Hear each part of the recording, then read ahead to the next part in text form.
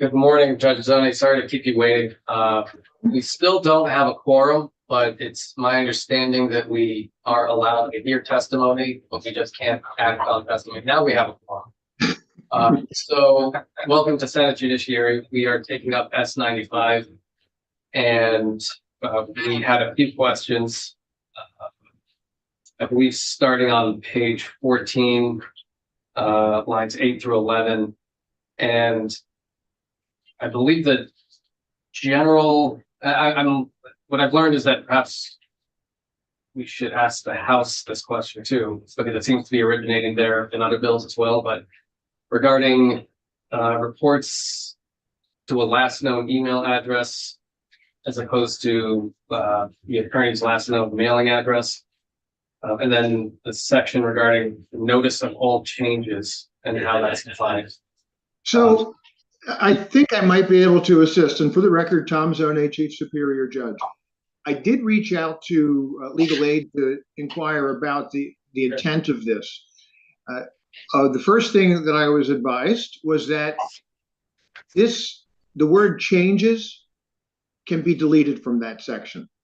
The intent of this was to explain the responsibilities and what would be required, make sure the parents were aware of all of that. When a guardianship would be started, there's actually a form, a custodial guardianship agreement and family plan, that in subsection, one of the subsections of it talks, it is subsection 1G of the current form, has consultation within it.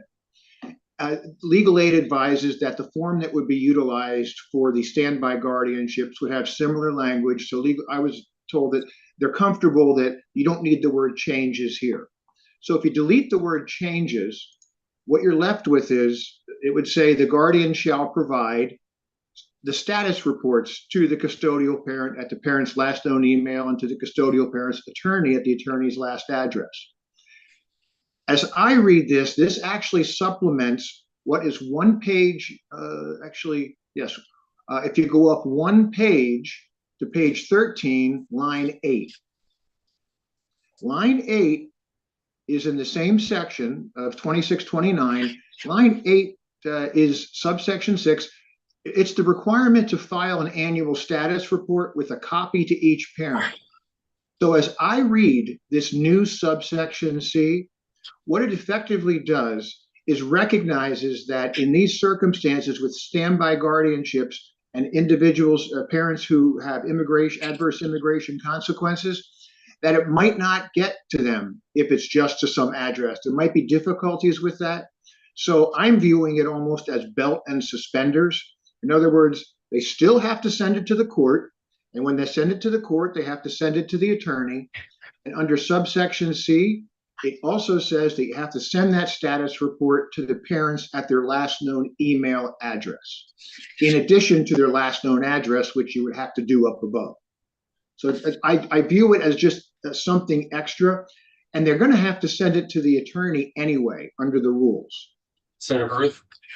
Judge Zone, thank you for that. I'm just wondering, on 13, that line 8 is talking about an annual status report, so one per year. Then on page 14, if I'm reading you correctly, we would take out notice of all changes and just say provide status reports. Yes. It seems to me that that would be ambiguous, though, because status reports plural could mean one per year, or it could mean something a little more involved. And it seems to me that that's what notice of all changes is trying to get at, is changes or status updates beyond the annual. As I understand it, that would be covered under the actual form when the guardianship is opened. Okay, so that because there are requirements therein. And so as I see it, and what I understand legal aid was saying, is that the word reports actually would encompass, it could be one of two things. It could be an annual report, because if you do it for more than 1 year, it would be accurate for plural, or it could be multiple reports if indeed that was part of the underlying order by the court based upon the custodial guardianship agreement. Okay. And then I think I understand what you're saying. Just one further clarification. If the agreement didn't specify that the court needed to notify them of updates, and there were updates, could something fall through the cracks if we didn't put it in the statute? I can't say that. I think certainly. I think there could be those circumstances, but my understanding is that that would be as part of the original agreement. That's something they would work on. But I think the fair answer is yes. I think the question is, at what level of reports do the guardians have to give? Yeah. Currently, a guardian on a minor guardianship has to file an annual report. And so these are going to be treated as guardianships on par, if you will, with the normal minor child guardianships. And the formation of that comes from the guardianship agreement, which is then court then considers. And so while arguably it could fall through the cracks, that could be said, I suspect, with any guardianship, if there's not specificity as to what is going to have to be notified for every change. And so I think it's something that legal aid, when they're working with the parents, has the ability to address right up front. Okay, thank you, Judge. That's helpful. And one last question. I can't remember if we already made this change or not, but I'm seeing some old notes on page 3, striking lines 4 through 9. And all I have is the word unnecessary written next to it. Does that sound accurate to you, Judge? I do not recall that being part of my testimony. That may have come from other testimony. Are we talking about the subdivision B and standby guardianship cases? Yes, that is going to be struck in the next draft. Yeah. Must have been discussed. Must have come from someone else. Yes, exactly.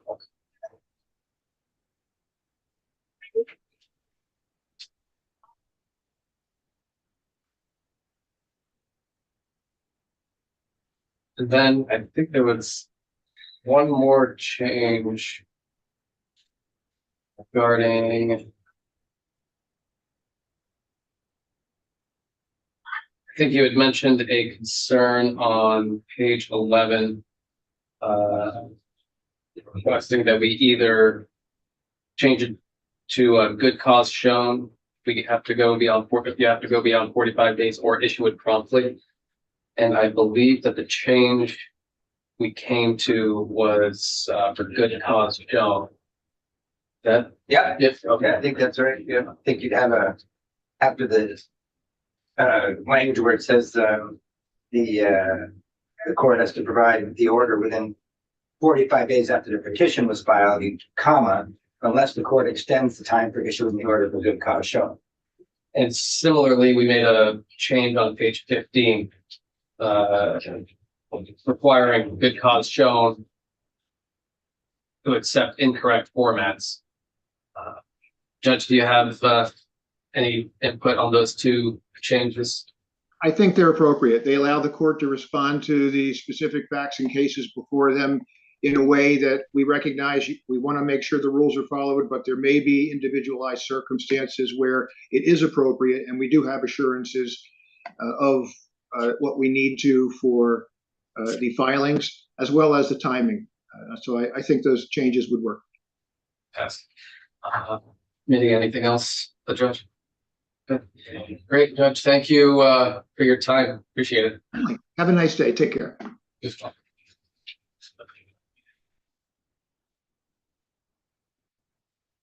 so switching gears to budget requests that we have.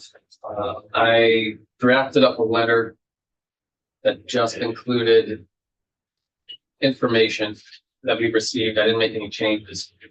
There was one piece that I did forget to add last night, which was the request from the Vermont Bar Association. We got their request much earlier during the session. It was the Access to Justice Coalition. We heard from Justice Carroll.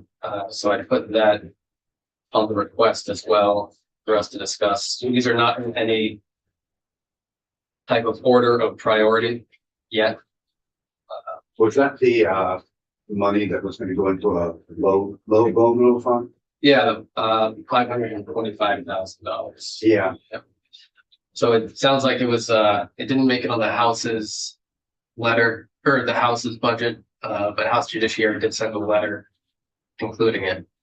But we can get to that when we get to it.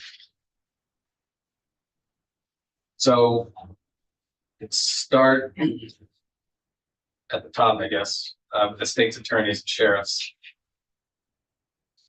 They had one of the more complicated asks. To say the least. Yeah.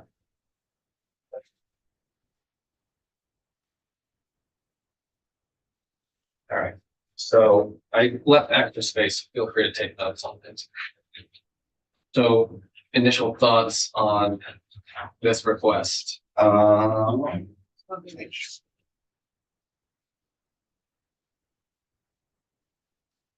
don't know if Hopefully this, No. to your left, is it to your left? Yes. Right in front. Oh. Do you have one? Yeah. Letter, yeah.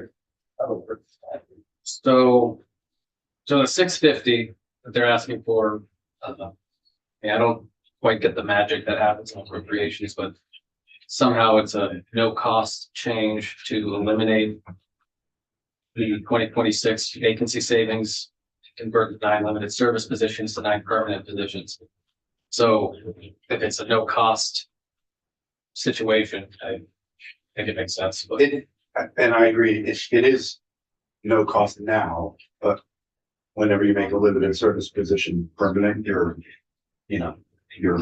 sequestering money on down the road that guys wouldn't be doing if it was to remain limited service. Yeah. Um, did they mention if all those positions are filled? I think they are, right, Bob? I'm sorry, I finished the 9 limited service positions to permanent, they're already filled, yes. 7 of the 9 are filled. Yeah. One, they're looking at helping out Essex County, getting a position that they need up there as far as paralegal slash. They're gonna use some of those monies for that rather than asking for more. Right now, 7 of the 9, I believe, are filled. Okay. So it'll be 7.5. They're looking at. And then the patient filling the other full-time employee, but anyway, at this point in time.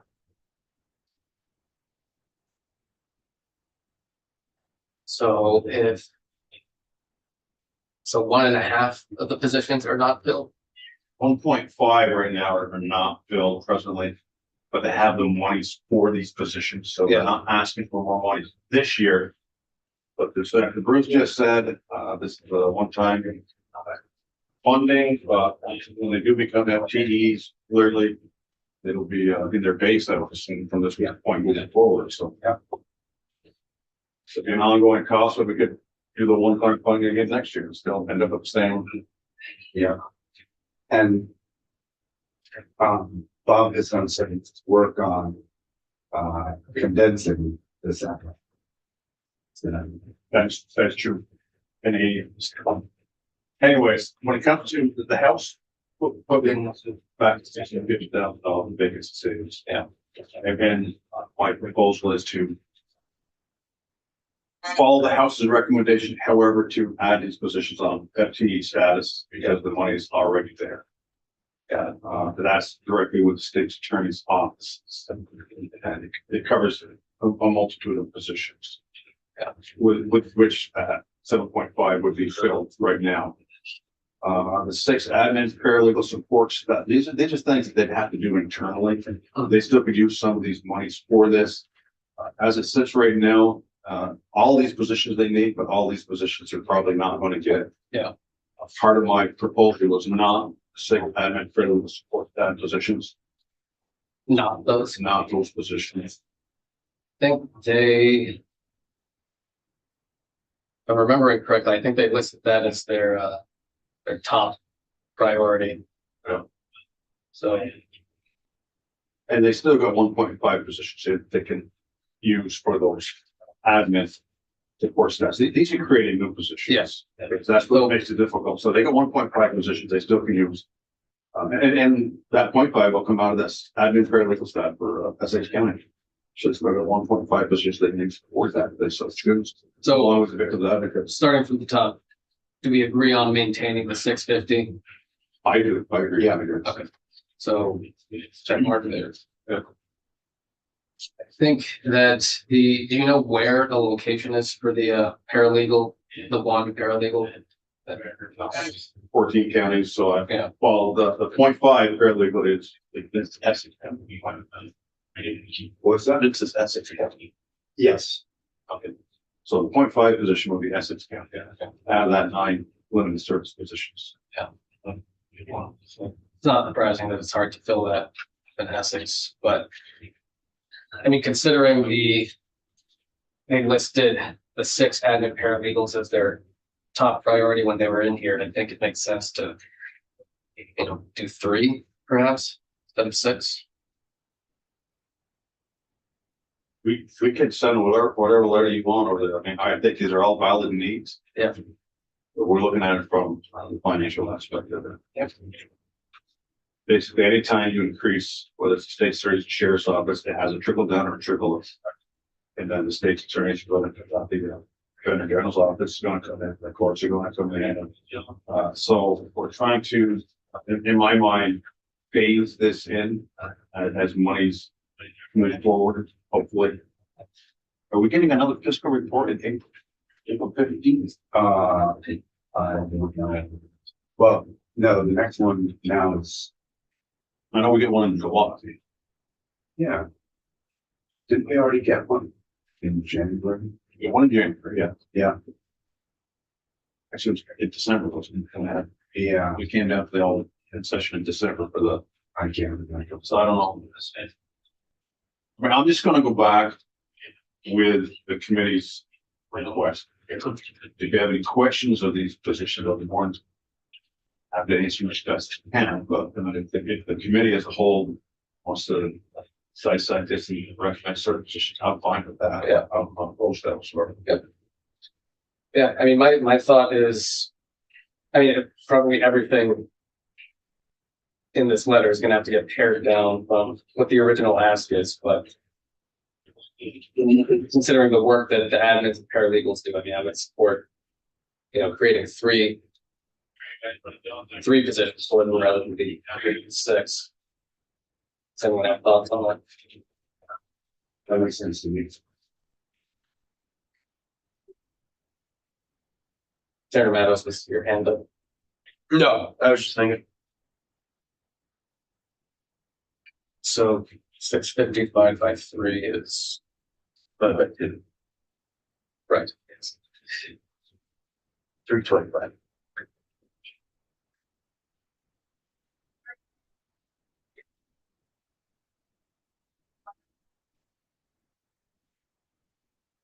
And bringing 4 victim advocates down to 2. Or any thoughts on those?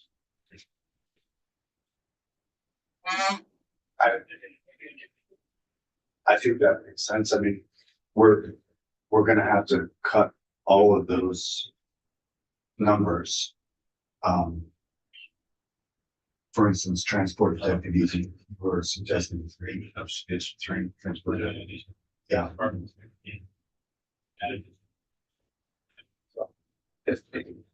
425. 425.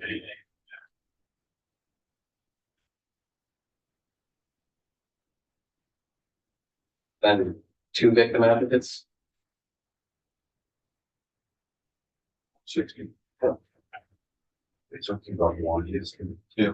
Um, Victim advocate. yeah. You know, out of all of this, what people have to keep into consideration is right now the deputy state's attorneys have a caseload anywhere between 300 and 300 cases. So, Yeah. and they say, well, it must be the advocates have it. Well, they don't, because on any particular case, they could have more than one individual that's involved in the case. So they're hovering around like 600 cases. These are the victims advocates. And there's a strong need for these positions. Yeah. I agree. I would support all these positions, but it'll come down to what happens in appropriations, for sure. I seriously support the victims advocates. Seeing it firsthand. So we thinking 2 or 1? I mean, I'm fine with either, but You can ask for 2, they still got 1.5 positions here. I guess I would leave it to ask for 2 at this point in time with my recommendation, and the state's attorneys can decide as to which one of those positions at that 1.5 that happens to the 9 positions that you feel the need for the most. They make that decision.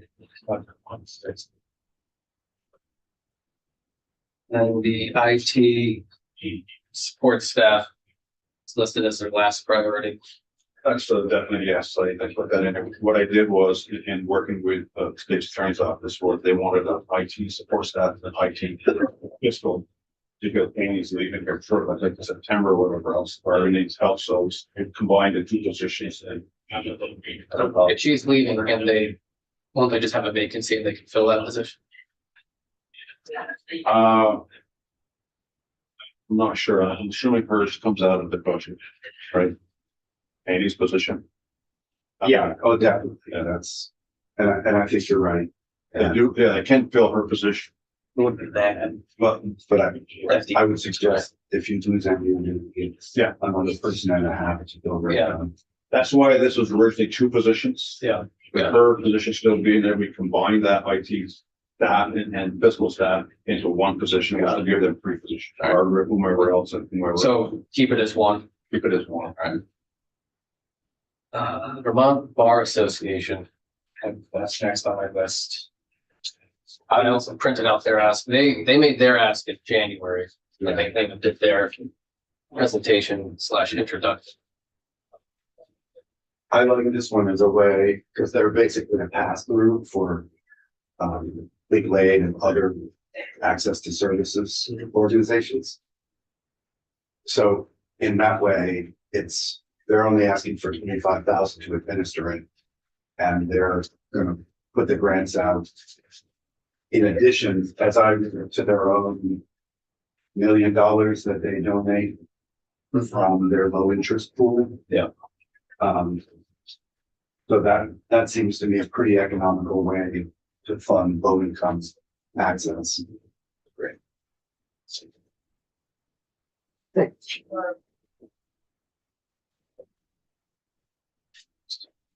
I don't know who that falls on. Who's part of the budget? Oh, yeah. I don't know. Who has it? I mean, I would assume it's whoever has this whole area, which is you, right? Okay. Yeah, but it's a pretty limited and exclusive request. Yeah. So So what are they requesting? What you talk about? 25,000? that's for them to administer it. And then they want, because they say that in 23, they have 1.3 million requests. They could only fund $1 million with their low interest fund that they collect from their members. And so they wanted an additional 5 to cover the universal claim of need that's out there. So. So I'm somewhat unclear there. Are they asking for annual? So they want 525. Right, because the 25 is administrative. Borrow, keep 25. Yeah. That $1 million, that comes from their trust accounts, right? The interest on the trust accounts, is that where that comes from? Yeah, maybe Nader knows more, but I think they get in financial input from all the members. Yeah, so we all have what's called an IOTA account, and they're relatively high interest rates, but that interest that you get every month goes directly to the develop our foundation. Yes. So I like that. It's a good selling point. Yeah. Attorneys are actually contributing as well. Oh, yeah. It's on the last page. They got a sentence in there for the mission of the game.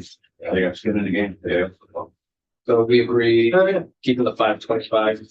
Why don't we ask the state's attorneys to always get in? Yeah, but they're not existent. Yeah. And the defender general. So that's the Should I more? next on the list. I have I'm gonna get a call from this. prime victory services. And I think this was one of the points where I asked them to list the priority for them. And so I put them in the priority that they described from the top to the bottom. So in other words, the funds to support the loss of Boca as 1.1 million and then so on for the rest. Any thoughts on these? I agree with asking for it. Met with the crime victim services on a couple different occasions. And assure you that, the first and foremost, the compensation piece is what they really are key again. Not key to crime victim services, but they need that victim compensation. There's really not a whole lot of gauging as to each complainant can get up to $10,000. Actually, really not a whole lot of ask involved on this. It's just their determination as to who gets it. So it's $10,000 pop, so it doesn't go very far. If you look at the 300, roughly 34 victims in their compensation book, and anybody in that household also gets compensation. So it's an expensive, but good. Perfect.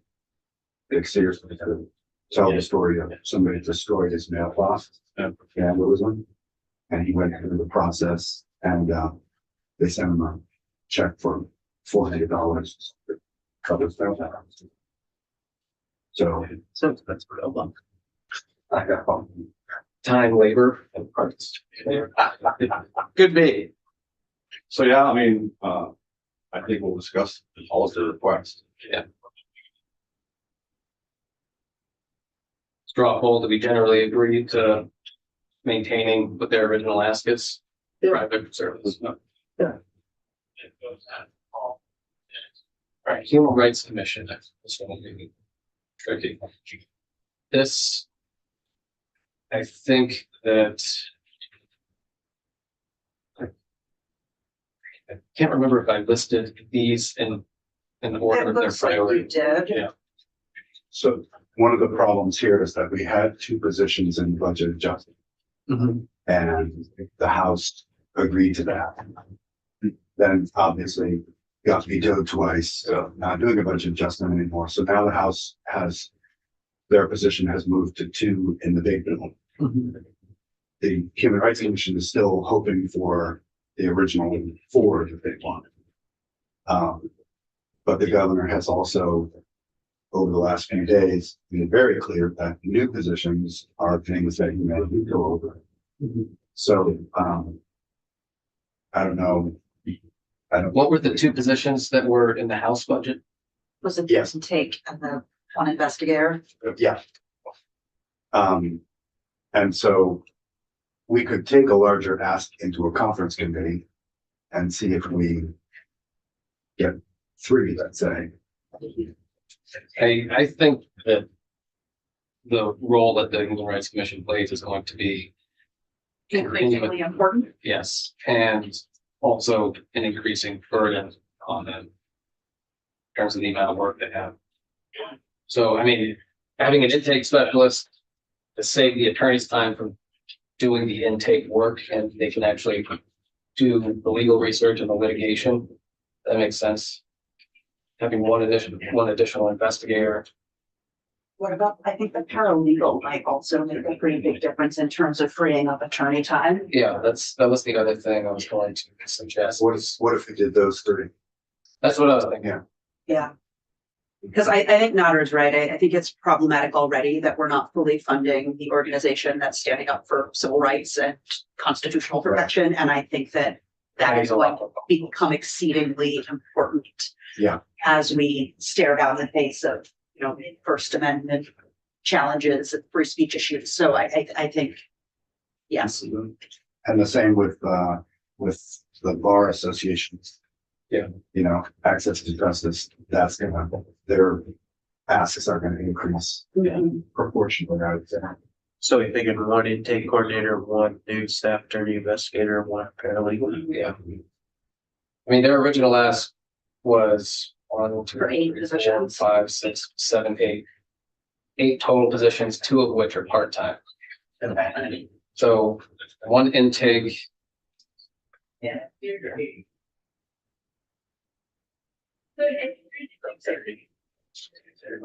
130. Yeah. 130.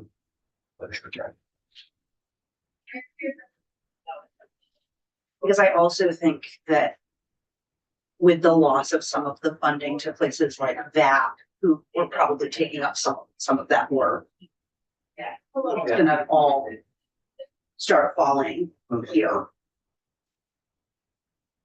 Wait, anybody know what the benefit rate they're using on those numbers? Because 130 for a staff attorney and then 100 for a paralegal. It's probably like 75 for the paralegal and 25 for benefits. I would think. I would just think attorneys would get paid more than.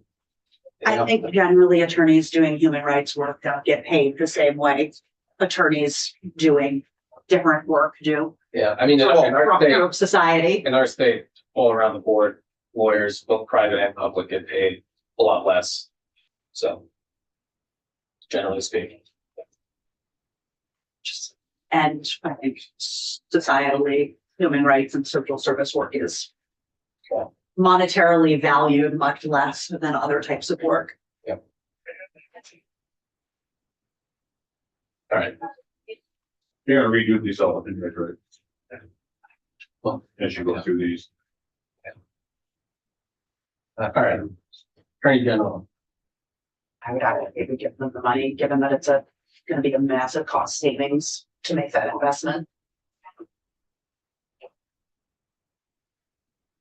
What was in the House budget? They took the position out. During the books, I believe. This, All they asked of us was. Sure, about my book, then I could- yeah, there's no position from the Attorney General from us. It was just the funding, the bill we passed last year to expand pre-charge and fully fund pre-charge. The 1.1 is to fund what they're doing now. The 590 is to expand. We discussed that yesterday. My proposal was to, and Richie were discussing with the $600,000 to do the free chairs throughout the state. So yeah, already in there.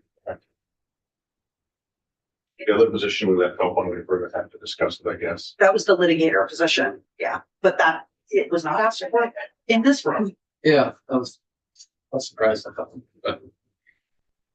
So I think it's the free chairs that's already been asked for. I have the budget. But the other ones, I put presently, just due to the fact that the way it works in appropriation, Senator Bruce can certainly explain it much better than I have, and been there since God was a boy. My first year in here. I guess how it's done is you leave them open, then we get through our web review, and then we go back and look at the total, then we go back once again, and so it hasn't been eliminated, but it's still in the top, and then we just want to start to prioritize many of these issues. This is just my section. Everyone else has sections also to start to prioritize them. So the ask is still good. Yeah, we're on track to be $68 million over what we have. So we're gonna have to go back through and find 68 million in savings. And like I say, the governor is telegraphing that new positions will really be a flashpoint. Yeah. So they want vacancy savings for existing positions or limited service or, skinning things down. But we always get that from them. And I would say, nearly always add positions. So. And it's difficult, something you said, is the problem with being an employer years back with limited service positions is I hire someone to come in, they come in and say, well, you got a job in like 365 days, I've got to play your house, play a car, I'm like, yeah. And so it's hard to keep folks around for a limited service position, so I understand the reasoning to make it part-time, sure. I will say, whatever else we do, Matt Malario should get a 60 for this. Yes. You informed me of that very quickly. Oh, the training. Yeah, he was like, give it back. Give me the 60. Then he's leaning over and goes, looks at me, he said, Dick Sears is good to me. Oh, my $60,000, he says. Wait, of that whole list here for that is the, Well, he was kidding Yeah. because during COVID, when they couldn't meet and do in-person training, he agreed to give up the $60,000 of training, and he never got it back until she I never get it back. gotcha. Nice. What's the week that they have off though? For the shortest, Judicial College. that's when they probably do their training. If that, I don't know if they do it during that week. Get your problem about that. I mean, it would make sense if the courts are closed, but that would be the week to, Well, I know that the defenders and the essays don't do it at the same time. seems silly, but okay. Yeah, I don't know. I don't know, but either way, Sounds like somebody doesn't do it training. I did miss the last one. If it being honest. All right. So the Defender General's ask doesn't involve any new positions. So, I mean, Yeah, it seems pretty bare bones. And they're included in current space in Madison County. And three of these are one-time acts, kind of like that, so, yeah. But, yeah, it's like the PD special fund shortfall. It's been an issue for years and years and years. I guess according to the Defender General, it's been there, but they've never gotten it. The IT server capacity is something that I'm pushing for. The Madison County renovation is certainly something I'm pushing for, along with the in-person training. I mean, he'd like it all, so I support keeping. I just don't see where you cut, like a lot of these are just like, he's gonna have to spend the money, there's no. I do think it would make sense in all of these cases where we're relying on special funds to have conversations about better revenue streams for these, because I mean, we're gonna hear in just a little while, another special fund that is not, I don't think that's how we should fund it. Required by the Constitution work. Right. So I think there's a larger conversation, like obviously we have to fill the shortfall, but I think there's a larger conversation about these special fund shortfalls. All right. So keeping what we have, keep the Defender General, part of the corrections is the last thing that I have. I believe I listed it in order of priority. But I don't think that I did. Well, so at the top I have victim notification. Yes. Pretrial service expansions, pretrial supervision. Yeah. So I would want to hear how that's going. Like they've started to pilot it and I want to know how it's going before we expand it. But I do think that the treatment expansion is critically important for what we're looking at and facing right now. Interesting. I agree with treatment expansion 100%. I just always get a little leery of Consultants. just, dishing out money to consultants. Yeah. And we don't know, That's fair. we don't really have any details. I mean, I would rather send the money to a nonprofit that's already doing the work. Okay. Because we know, it's 200 grand to whatever facility, like Valley Vista, for example, that's, a lot of brink. Yeah. Because, they're already past the brink. I would rather, what was that? Or the Howard Center. Yeah. Yeah, I mean, personally, I would rather see it go there than to a consultant that would say, I don't know what they would say, but Yeah, and I'm fine. I sort of glanced over the consultant aspect because I would agree with you wholeheartedly. I just, we have heard since the beginning of the session, the need and importance of doing more for people using substances, and I want some money in that. And given that we presently insist on using the criminal justice system as a treatment facility, I want to see real investment in, but I'd much rather see it be community investment. I just worry that that's not actually gonna happen.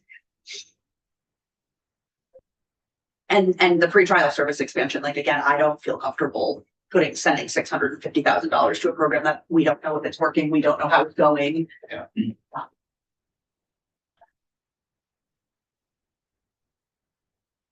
When, I feel like it was only just recently that the program actually started. Yes, Oh, yeah. like at the beginning of the session, they Last year. testified that it hadn't really been wasn't up and running yet. Because that was Senator Sears. He wanted a statewide program put in place, but he wound up with a pilot. Yeah. But we haven't heard back. As the protocol, right? Yeah. Yeah, no, like I said, It just started just this year.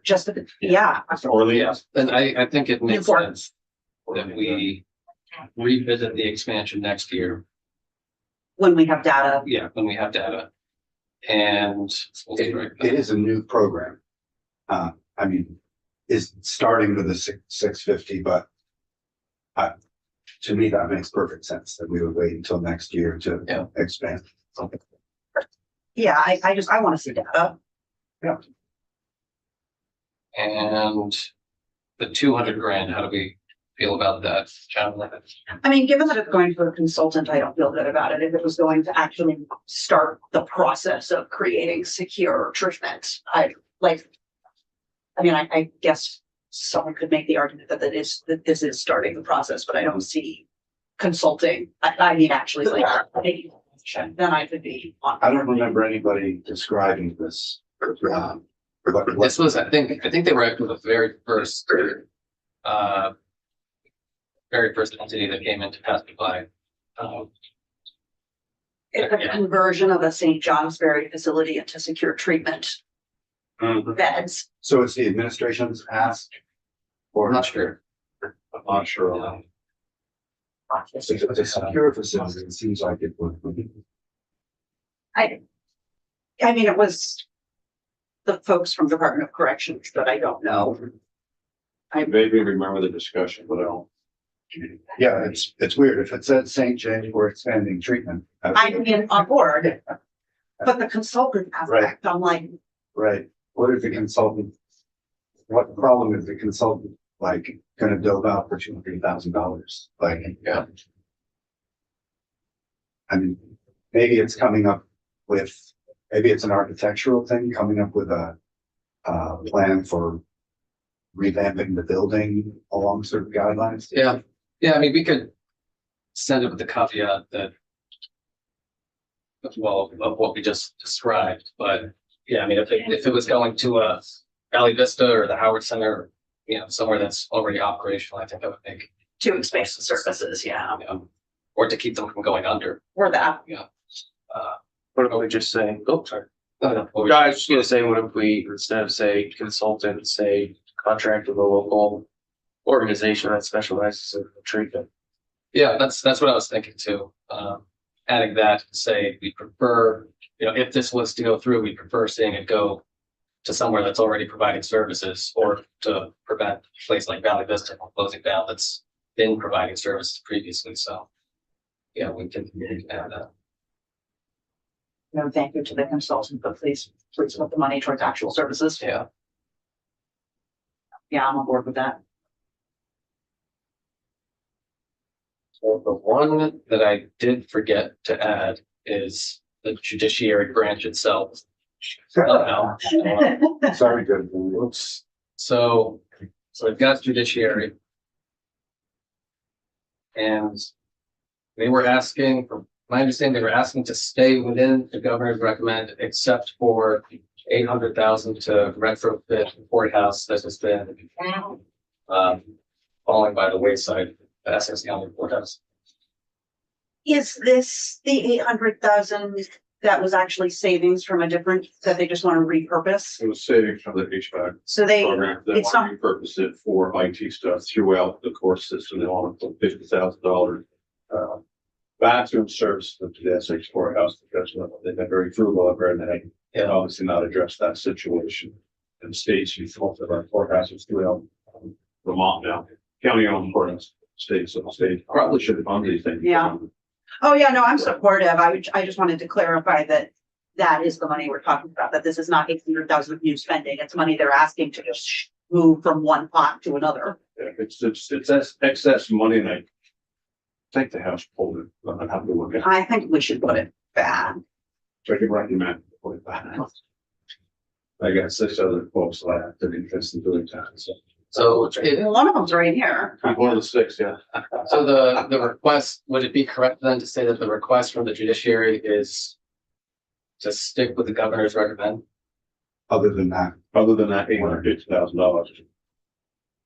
Which is, Reinstate the $50,000. We know what it's for. Let's see how it's done for it. right, which is not new spending. It's money they currently have. And where is that on here? Is that it? Oh wait, maybe I'll get done.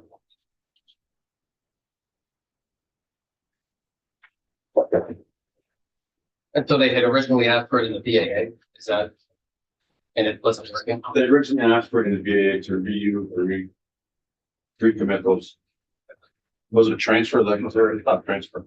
It was a reversion, but they wanted to keep it for IT stuff or security. Yeah. stuff to, Because they have Cat 3 cables and want to upgrade to Cat 6. have it to be used.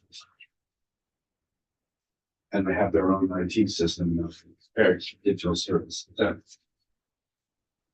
Not saying where exactly the 850 is, or is it an approximate? It was in the original VA. I don't know where it shows up in. It would have to show up as a reversion if it went back into big bill. Yes. So how would we? So would it make sense to phrase it? I'll ask it a different way. How should we phrase the request in this letter for this? I would just simply endorse the reallocation of the $50,000, 8 of which would earmark to the course, the other 50 to the great good of the bathroom. The ADA that The ADA bathroom is in support. I don't know for sure, but I think that's the.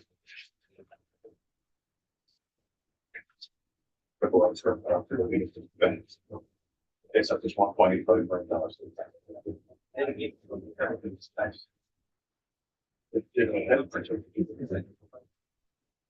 yeah, he called me last. I was, you're only heard, yeah, I mean, I probably didn't sound crazy.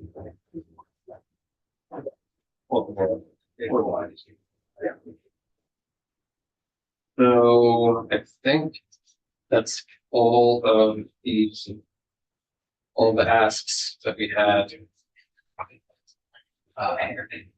Are we still hearing from the network? Yes, we're hearing from the network. Yes. So we're hearing from the network later today. Yeah, 10:30. 10:30. Okay. So deal with that when we get to it, and then we'll modify the letter as we see fit. I'll revise the letter and then send it out tonight, just to make sure everybody is on the same page. Just so you know, Tanya, just so you know, for the state's attorneys and sheriffs, I think you walked in right after we did that. We suggested maintaining the 650 vacancy savings maintaining the 650 to eliminate vacancy savings and convert That don't exist. the 9 limited service positions to 9 permanent positions. They have 7.5 of those positions filled. And the admin paralegal support staff, they asked for 6, it came down to 3. They asked for 4 victim advocates, we came down to 2. They asked for 6 transport deputies, we came down to 3. And we're maintaining the 1 fiscal IT support staff.